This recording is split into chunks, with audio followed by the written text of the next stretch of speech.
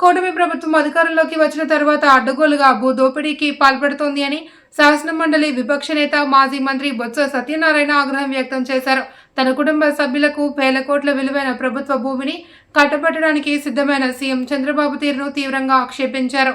ప్రభుత్వ భూ దోపిడీపై ప్రజలు, ప్రజా సంఘాలు, మేధావులతో కలిసి పోరాటం చేస్తామని, గీతం భూదోపిడీపై కూటమి భాగస్వామ్య పార్టీలు ఎందుకు స్పందించడం లేదని నిలదీశారు.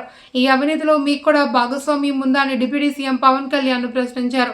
మరోవైపు లోకేష్ తోడల్లుడికి విశాఖలో 50 ఎకరాల భూ సంతర్పణ చేయడం అధికార పార్టీ దోపిడీకి నిలువెత్తు నిదర్శనమని మాజీ మంత్రి కురసాల కన్నబాబు తేల్చి చెప్పారు.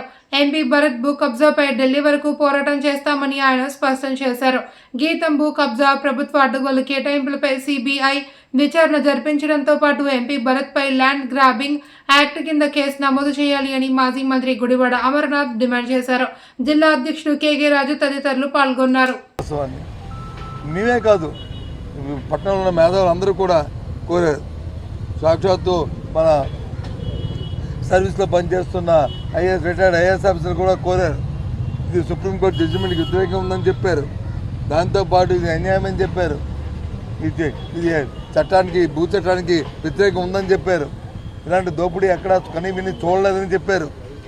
సాక్షాత్తు పదవులు అనుభవిస్తున్న, రాజ్యాంగ పదవులు అనుభవిస్తూ ప్రమాణ స్వీకారం చేసి అక్కడ నాకు కానీ తాత లేకుండా నిష్పక్షపాతంగా పరిపాలిస్తానని చెప్పి ఈ రకమైన 5,000 కోట్ల భూమిని చంద్రబాబు నాయుడు వారి కుటుంబ సభ్యులు చేయడం చాలా అన్యాయము, దుర్మార్గం అని చెప్పి ఇది.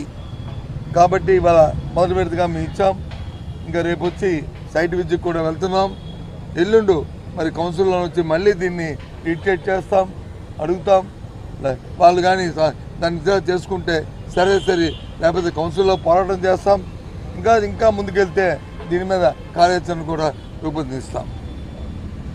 నిన్నటి రోజున మీకు చెప్పాం, దీని మీద ఏదైతే ఎన్డీఏ కూటమి ప్రభుత్వం అని చెప్పుకుంటున్నా, ఈ రాష్ట్రంలో ఉన్న కూటమి ప్రభుత్వం, భారతీయ జనతా పార్టీ కానీ, జనసేన పార్టీ కానీ ఆ పార్టీ వైఖరిని చెప్పాలి. వాళ్ళ పార్టీ వైఖరిని చెప్పాలి. వాళ్ళు దీన్ని సమర్థిస్తున్నారా? ఈ దోపిడీని, ఈ దోపిడీలో భాగస్వాములు అవుతారా? లేదు, ఇది తప్పు అని చెప్పి వాళ్ళు వచ్చి దీన్ని వ్యతిరేకిస్తారా? వాళ్ళ తాలూకు వైఖరిని కూడా చెప్పాలి. ఎందుకంటే చెప్తున్నారు కదా, డబుల్ ఇంజన్ సర్కార్ అని చెప్పని. మేము మాది వచ్చి స్పీడ్ అని చెప్తానండి. దోపిడీలో ఉన్న స్పీడు, విశాఖపట్నం అభివృద్ధి చేయడంలో చూపెట్టండి మీ స్పీడు. విశాఖపట్నాన్ని మరి సొంత నగరాన్ని తయారు చేయడానికి మీ స్పీడ్ చూపెట్టండి. అంతేగాని ఈ డబుల్ ఇంజన్ సర్కార్ వచ్చి ఈ దోపిడీకా ఏం చెప్తారు చెప్పండి? భారతీయ జనతా పార్టీ నాయకులు ఏం చెప్తారు? జనసేన నాయకులు ఏం చెప్తాడు? డిప్యూటీ సీఎం ఉన్న పవన్ కళ్యాణ్ గారు మీరు ఏం చెప్తారు? దీని మీద నీతి కబుర్లు చెప్తుంటారు కదా, నీతి మాటలు చెప్తుంటారు కదా. మరి ఇది నీతా, ఇది అవినీత? చెప్పండి మీరు. ఇది నీతా? ఇది 5,000 కోట్ల రూపాయల ధనాన్ని ఇచ్చి ప్రభుత్వ భూమిని మీరు దోచుకోవడం అనేది నీతా? ఇదేనా సంబంధించిన? ఇందుకైనా ప్రజలు మీకు ఓటిచ్చింది ఇలాంటి కార్యక్రమాలు చేయడానికా? ఈ ధర్మం ఇది. అందుకే మేము వైఎస్ఆర్సీ పార్టీ తరఫున దీన్ని మరి మేము వ్యతిరేకిస్తున్నాం. ఈ విశాఖపట్నంలో ఉన్న ఈ భూదండాలని, భూదోపిడీని, ఈ